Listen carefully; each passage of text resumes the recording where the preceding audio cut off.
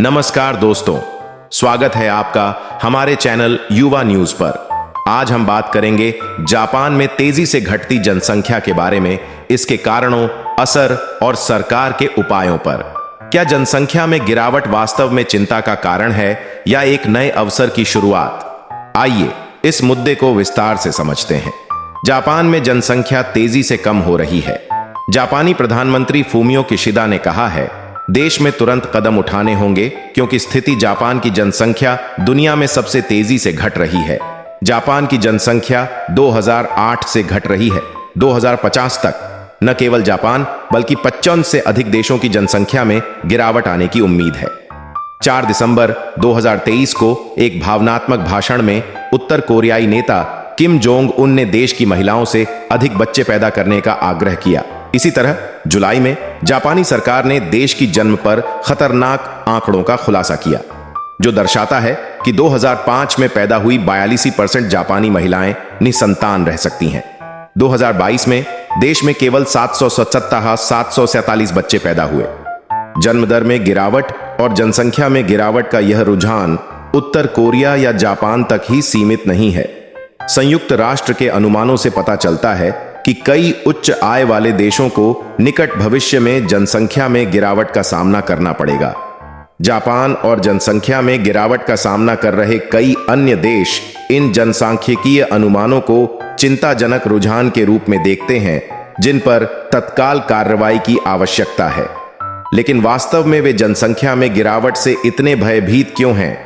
वे इसके बारे में क्या कर रहे हैं? और क्या जनसंख्या में गिरावट वास्तव में लड़ने लायक मुद्दा है?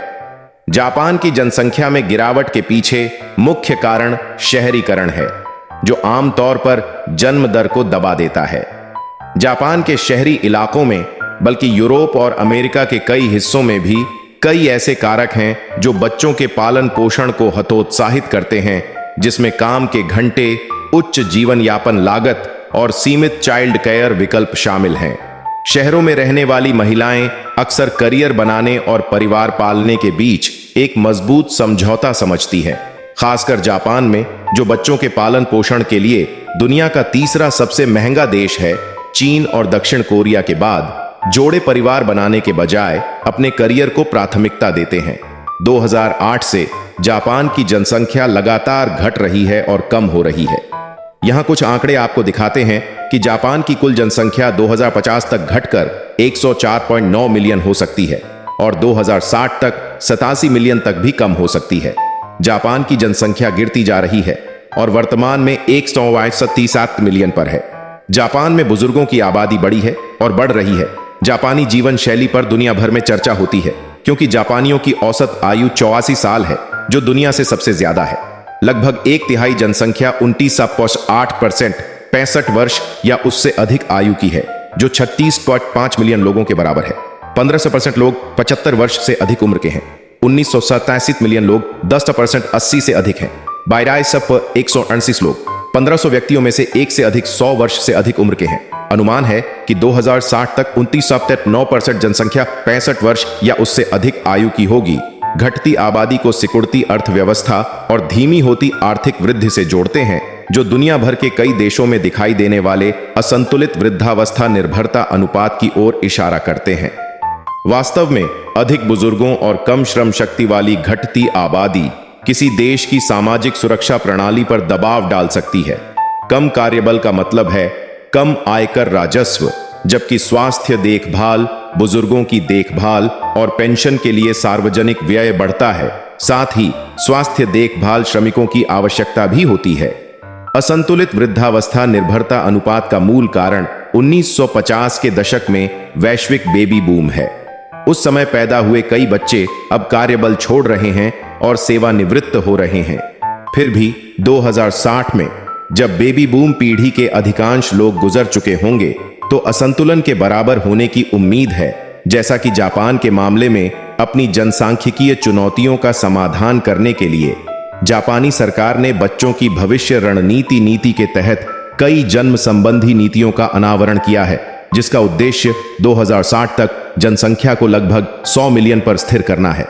इसके लिए जापानी प्रधानमंत्री फूमियो किशिदा ने अगले 3 से 5 वर्षों में सालाना 3.5 ट्रिलियन येन 23.7 बिलियन अमेरिकी डॉलर निर्धारित किए हैं, जो 2030 की शुरुआत तक बाल देखभाल खर्च को दोगुना कर देगा। इसलिए घटती आबादी का मतलब यह नहीं है कि आर्थिक विकास के लिए विनाश हो। यह आबादी का आकार नहीं है, बल्कि इसके योगदान की गुणवत्ता है, जो वास्तव में निरंतर आर्थिक उन्नति को बढ़ावा देती है। शिक्षा, अनुसंधान और विकास और नवाचार में निवेश करना और कार्यबल में अधिक बुजुर्गों, महिलाओं, प्रवासियों और यहां तक कि रोबोटों को अनुमति देना व्यवहार्य और टिकाऊ समाधान है, जो आमतौर पर असंतुलित वृद्धावस्था निर्भरता अनुपात से जुड़े प्रतिकूल प्रभावों को कम कर सकते हैं। विकसित देशों में घटती आबादी को उसके वास्तविक स्वरूप में देखना महत्वपूर्ण है। अपरिहार्य, अस्थायी जनसांख्यिकीय परिवर्तन जो देशों को अपने पारंपरिक सामाजिक आर्थिक प्रणालियों को आधुनिक मॉडल में अपडेट करने के लिए प्रेरित करते हैं, जिसकी लंबे समय से प्रतीक्षा थी। इस प्रकार इसे आर्थिक संकट के बजाय एक अवसर के रूप में देखा जाना चाहिए। किसी भी मामले में महिलाओं को अधिक बच्चे पैदा करने के लिए मजबूर करना सही तरीका नहीं लगता है। अगर आपको ये जानकारी अच्छी लगी हो तो चैनल को सब्सक्राइब करें और वीडियो को लाइक और शेयर करना न भूलें। मिलते हैं अगले वीडियो में। तब तक के लिए जय हिंद, वंदे